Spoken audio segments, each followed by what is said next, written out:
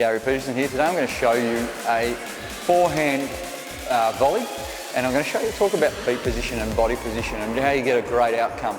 Now, a lot of people, I play a game with kids and with training squads and so on. I ask them to hit a forehand neck serve, which is just this one here, that one there. Now, 90% of people that front up, what they do is they come here, they look at their target, they go there, and they go across like that. And so they step across and they try and slap it in. Now, those shots were quite reasonable, but there's a better and easier way to hit it and a higher quality way to hit it as well. So what happens is most people will step in the direction that they want to hit the ball, and that sounds pretty reasonable. Some people will even step across here and try and hook it down. But what happens is they end up going there and then they turn over, and it becomes really messy because they can't clear their front leg, and it's really hard work on their body to open the racket face. An open racket face will give you everything you possibly need to be able to get control out of a final shot. So when you step this way, it's a little bit better, but only if you put the ball back here. When the ball's out there, you start going out with your wrist, and then you really struggle with it, and it gets really difficult. The best answer, or a great way to go, is to actually step away. So if I step away this way, if I step this way, and I push my racket down to the floor, the outcome becomes even better. It just becomes really good, and it becomes really consistent, right? So you get a really good consistent outcome, and I'll tell you why it works. What happens is I'm hitting off my back foot, my body's really stable, I'm not under stress, my body's not wound up. So when I step this way and I push down that way where I've gone clear my front leg, I can cut down to the floor and have no problems about hitting my leg. Now remember, when I step this way, the more I cut down the floor, the more I'm coming in here. So it's really difficult to clear, so I can't cut down. It's the cut down that gives you the control. So if I open stance and I go across here and I cut down that way, it just gets really, really good.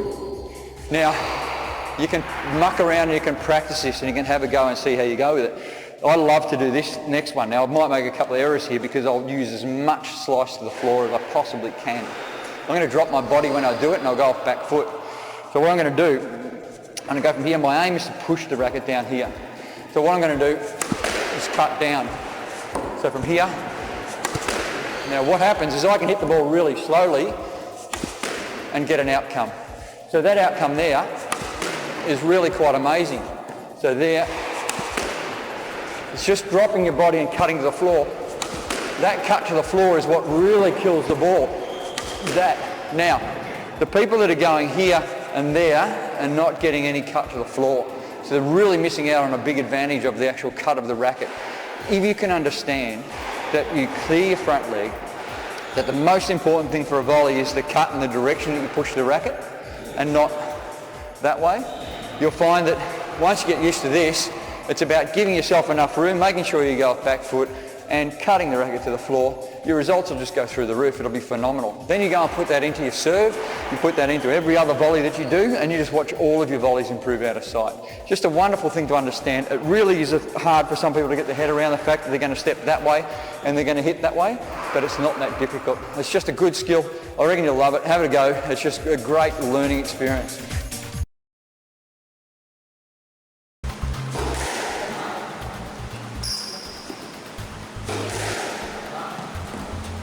This is the serve nick game. Now, the way we play this game is you get 3 shots from each position on the court.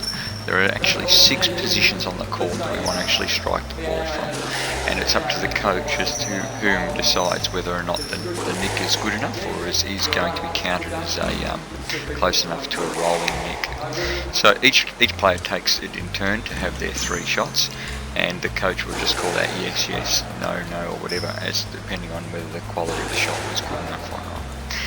The players keep their own score, and then at the end, the winner is the player who hits the most nicks.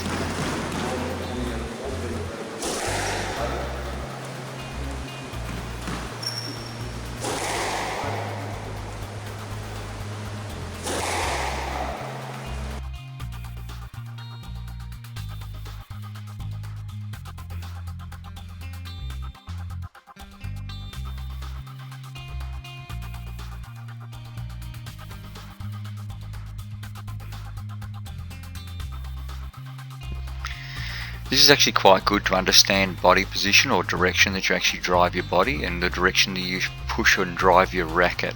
So you will learn by actually driving your racket down to the floor in which direction you actually step, whether you step towards the corner or whether you step away and actually clear your hip and actually give your racket a really great direction to cut down to the floor.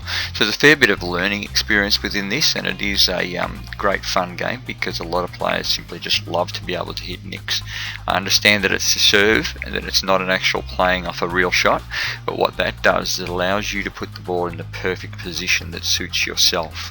So with that understanding, it means that you should also understand that that is exactly where you need to get the ball when you actually step forward to play your nick shots. You need to get it in that zone, which is around about shoulder height, and therefore your chances of hitting a quality nick will be much, much greater.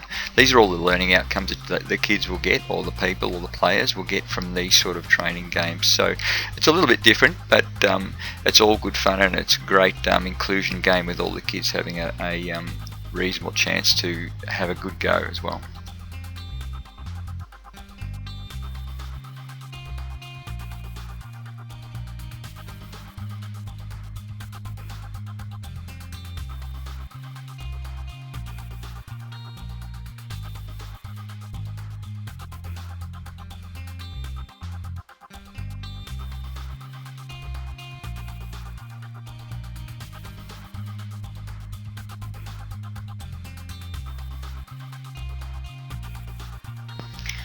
So at the end of these 6 rounds, we've ended up with 3 players on the same amount of nicks, and the 3 players in this case have hit 8 nicks each.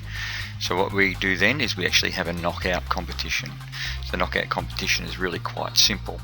Each player gets 1 shot. The worst nick, or the worst attempt at a nick, that person is then out of the running, and then it's down to 2 people that then vie off for the winning best quality shot.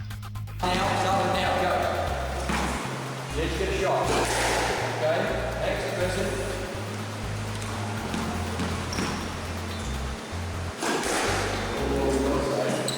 You've got one shot.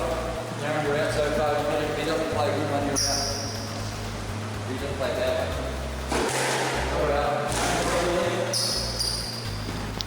We put in an extra rule that the last shot had to be from a new position or a different position from the last round. So they need to choose one of the other 5 areas to hit this final shot from. Pressure, one shot, whoever's the best. Who's the best? Left. Who's best? Not the same. Second, try again. Champion! Let's